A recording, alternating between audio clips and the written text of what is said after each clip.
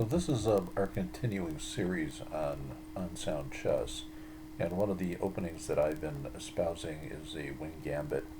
The biggest challenge in my mind, although this is probably not true anymore because e5's played a lot, to the e4 player is the Sicilian defense. The Sicilian defense, in my opinion, grants black equality in most cases if it's properly played, plus it's in a fairly aggressive defense.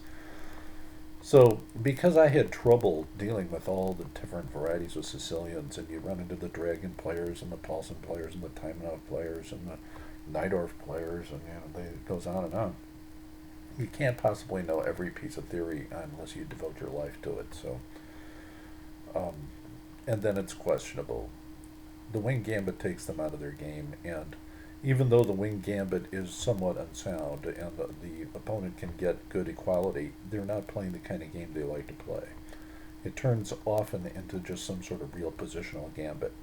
And the wing gambit was taught to me the hard way, and I think I've talked about this in other principles. But the three principles of the wing gambit, as far as I'm concerned, are this. First of all, you try to develop quickly and establish a center. Now, the computer doesn't do this. The computer continues with a3 quite early in the wing gambit after the pawn's captured on b4 and tries to get an exchange going on the long black diagonal. Um, I like doing that, and I've had luck doing that, and it's a good way of proceeding, but in my opinion, there are other ways to advance out of the king's gambit by just simply keeping the black pawn there. So that's just my personal opinion, and I'm sure it's going to be trashed by somebody somewhere. The second thing is I like to create a situation on b4 where the pawn's actually in black's way. And that happens quite often, especially if you develop a bishop to d3, because a knight can't suddenly hop to b4 because it's occupied by one of their own pawns. And since that pawn is often the c pawn, that takes away the lever that attacks d4 in a center type pawn chain. So there are some advantages to having that pawn just sitting there on b4. And at an opportune moment, it's okay to play like c3, c4, where you can take en passant, or a3 to try to exchange that off. Otherwise, my goal in many cases is to simply create a very unfavorable French for black. I have good luck beating the French defense, and as far as I'm concerned, it's an unfavorable situation where black has lost his c5 lever. So those are the principles we're looking at, and now we're going to proceed with an example of a game. And in this game I was white, and my opponent was rated in the 2100s only, but it gives you a good example of the types of things that empower white in these positions. And I'll just give you a quick overview. d4 is not a recommended move by the computer or by theory, because usually black can just respond d5 and get a decent game, and equality at least. But I'm prepared for those d5 lines as well. You'll see them in other videos. So now I'm developing along the lines of French. He can still play a Sicilian type formation by playing d6, but very often these players play d5 simply because they can.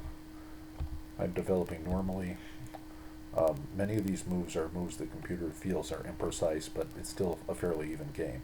In fact, I would say at the most black is up half a pawn and maintains that. I also maintain the flexibility of developing my bishop any number of different ways and diagonals. And I'm moving my knight in such a way that now we have the French. Now, what he's done is block his own bishop in. So, by moving knight to d2 when I did, it somewhat precludes his ability to move knight to e4 at this point. So he has to retreat, and now he's going to castle into a veritable storm of attack. So I just sit back and prepare for that storm.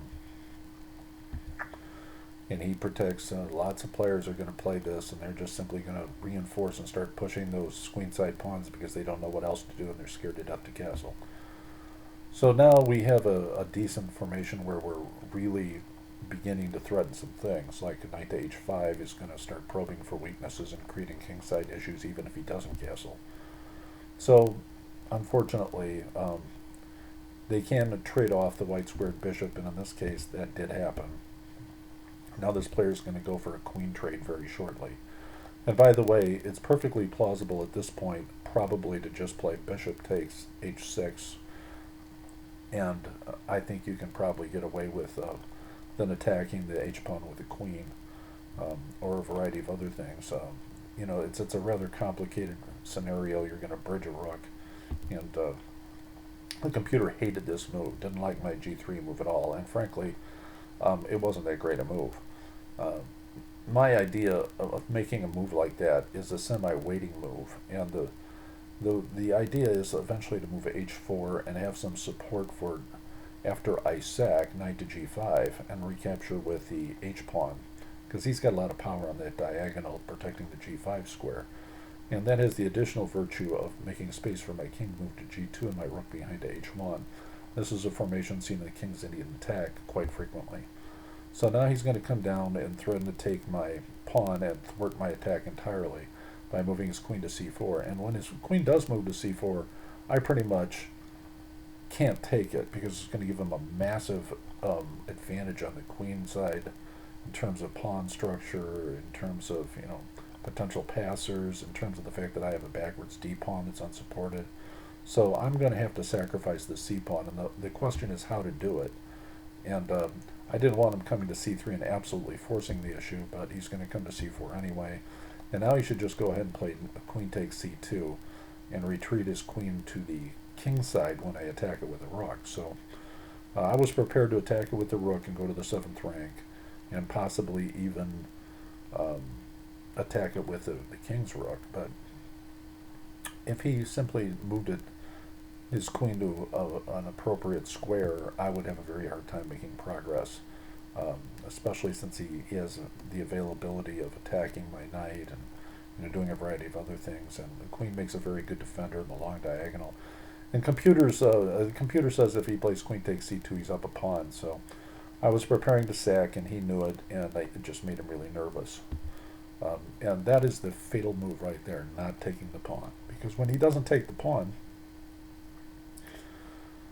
he's going to run into a lot of issues with the sack on g7. And the sack's coming. Even if he had taken the pawn, the sack might be coming. But in this case, I think he probably is prepared to try to weather the storm, and I don't think he can. So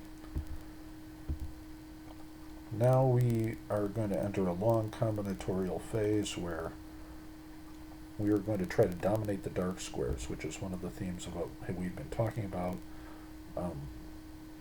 It would be interesting, if he were capable of just playing knight to f8 here, or trying to maintain some sort of ability to do something. He's got a very weak f7 square, and so knight to f8 kind of ruins his ability to protect all that effectively. On the other hand, I have bridged rooks coming, and the ways to maneuver my knight, and all kinds of things that I can still do to attack. And I'm significantly up according to the computer. He takes, I take, and now the obvious threat is bishop to f6, which I'm going to get in no matter what.